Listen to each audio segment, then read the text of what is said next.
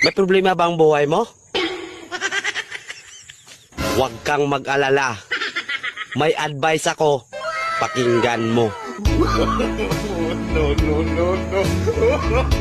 Alam nyo, ganyan talaga ang buhay. Parang life. Basta yung importante ay mahalaga.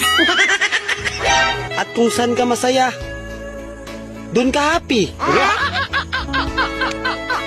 Basta huwag kang maniwala sa swerte. Kasi malas yun. Minsan ay sometimes, kaya matuto tayong tumanggap ng acceptance. Halimbawa, for example, ang baby ay sanggol. So kung di mo intindihin, you don't understand. Basta kaibigan, lagi mong tatandaan that wherever you go are there. At the end of the day, ay gabi na.